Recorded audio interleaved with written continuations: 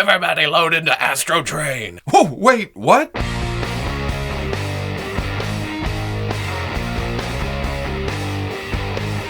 I'm tripling my excitement at dorksidetoys.com. Okay, people, welcome back to another Fwoosh review. Today, let's take a look at the Hasbro Transformers War for Cybertron Siege Astrotrain. Yep, Transformers review. As a lot of you know, I don't care for the transforming aspect of Transformers. I know. I'm in it for the robots. I'm in it for the characters. So them packaging these things as robots most of the time, right up my alley. So it's a little intimidating to do Transformers reviews because I feel the need to show it. I mean, it's a review, so yeah, I've got to transform them. And while I've bought a lot of the Hasbro Transformers, I haven't opened a lot of the Transformers. I don't have the room, but what little display I have right now, the Autobots are outnumbering the Decepticons, so I needed this, and I got this from Dorkside Toys, and I thought, let's do it. Looking at the packaging, it is big. I mean, big enough to, don't look at my foams. The figure ends up looking a little bit small in there, but then you start peeking around and you see this train part and whatever's down here. On the side, you get that artwork that you see on all the side of the Siege packagings. I just love this thing. I want a poster of this. On the back, Astrotrain, his transformations. Here's the warnings, the unreadables. Comes with a figure, 5 weapon accessories, and instructions. Because I can't do this without instructions. Not anymore. I'm too old. On the other side, fantastic graphic of Astrotrain. Like this side, where I want a poster of this, I want a bunch of mini posters of these. Just plaster a wall somewhere with it. On the top, Decepticon logo. On the bottom, more warnings. Small parts, don't put them in your mouth. It's authentic Transformers. So, let's get this open and see if my frustration level today will be pushed to its limits. Maybe I don't know Transformers as well as I think I do because I don't know what that is. How am I going to transform it if I can't figure out the damn instructions? Oh. It's a treasure map from robot to vehicle. Again, warnings, don't put them in your mouth. Oh, nice little weapon array here. Looks like...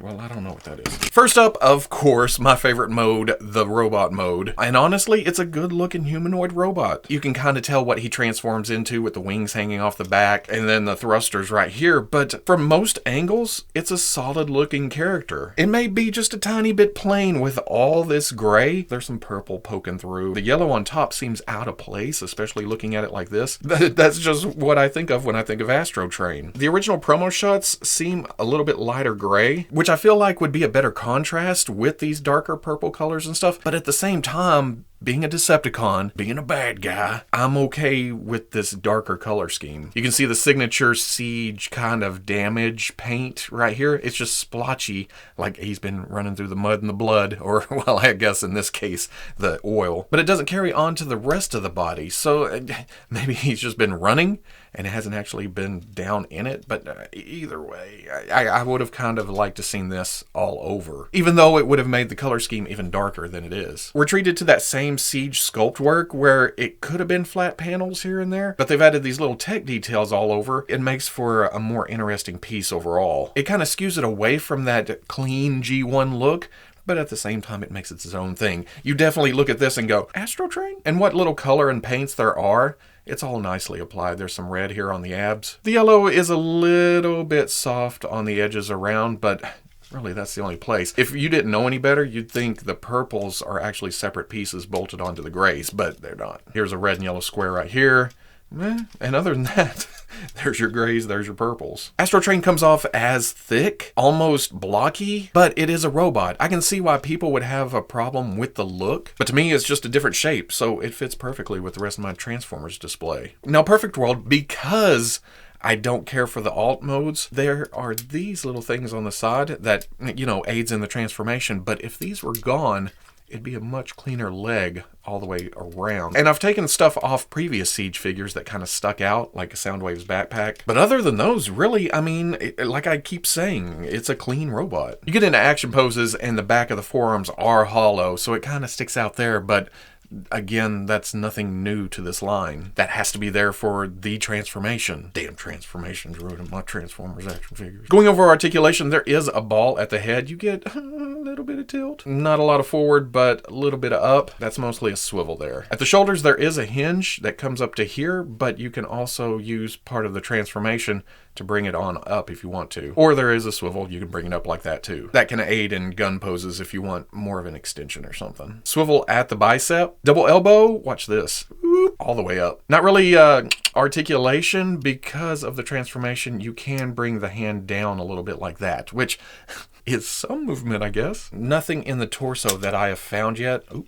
Pop it back off. There you go. But there is a swivel at the waist. At the hips, you have flaps that come up out of the waist so it can kick forward. Back runs into the wing right there. But out, yeah, there you go. All the way up. There is a swivel at the thigh, but I've noticed if you grab the chunk of the leg right here, there's some flex at the knee. Hinge at the knee goes back 90. Then unfortunately at the feet, there is no forward and back. Well, if you unpeg it, you get back, but that's not really meant to be back foot. But you do get a rocker with the foot coming in. And that's to help with standing because the legs, they're supposed to pin together for the transformation.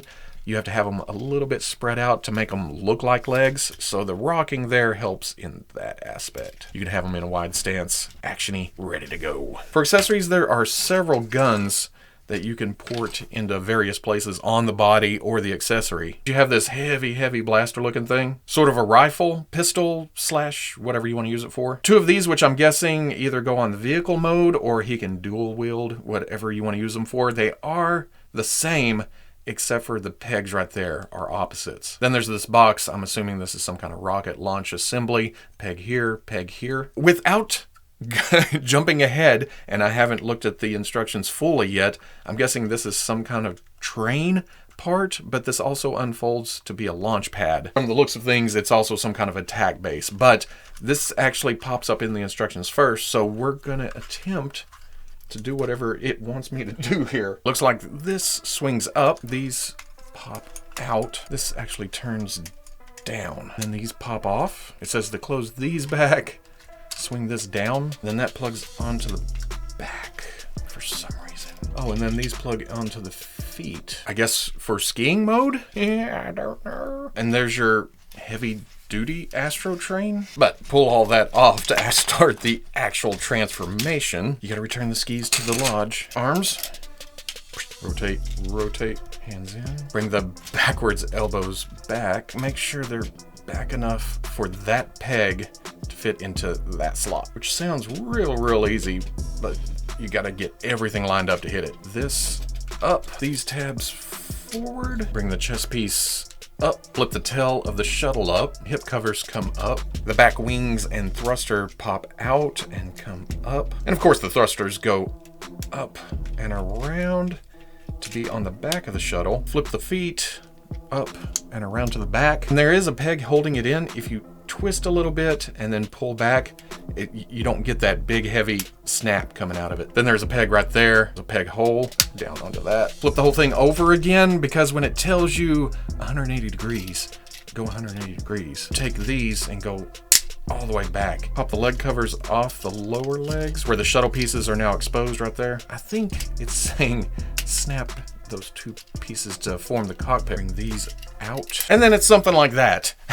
Whatever the hell happens here, where they want you to flip it out and then flip it back down, I didn't see any point in that. It's not the prettiest shuttle. I mean, it looks like there's some exposed shit back here, but it's a shuttle. And then again, they show that you can plug here, weapons around here and here. Like it's a chunky robot, it also seems to be a pretty chunky space shuttle. And then you can fold out the extra piece that comes with it into some kind of launch ready thing. Or if you fold this down, because of these three plugs right there, you can plug it into the thrusters of the shuttle and have a launch pad. But thankfully the train mode continues on from the shuttle mode, so I don't have to go back to robot mode and train. Let's see what's going on here. Pop the thruster back down, flip the tail fin back up, put the thruster back. Oh, probably because I didn't have that pin down in there. Kind of splits apart. You can put the tail fin and that locks in there. So I missed that on the first time around. Flip these up, bring this piece down, fold the wings